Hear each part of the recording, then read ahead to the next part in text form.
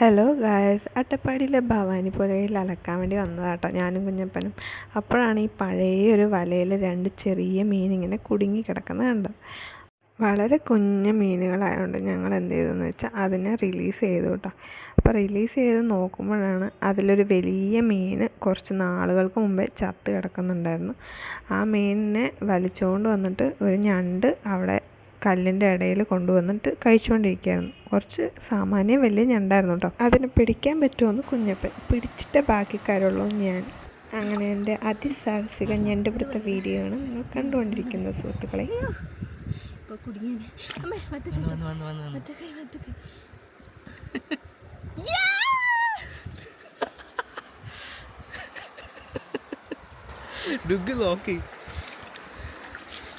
കാണിക്കും ഇത് കയ്യിൽ ഇതിലൊന്നുമില്ല. എൻ്റെ പൊന്നാ ഡുങ്കാപ്പി വേറെ ലെവൽ ഓഫ് ഇന്ത്യ.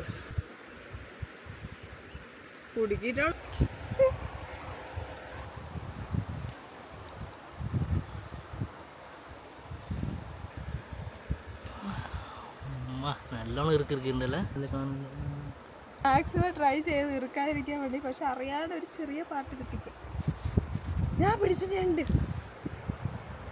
ഇത് നമ്മൾ ഞണ്ട് സൂപ്പ് വയ്ക്കും. ഒരെണ്ണം മാത്രമേ ഉള്ളെങ്കിൽ നമുക്ക് ഇതും കൊണ്ട് ആവശ്യത്തിനുള്ള സൂപ്പ് വയ്ക്കാനുള്ള സാധനം ഉണ്ട്.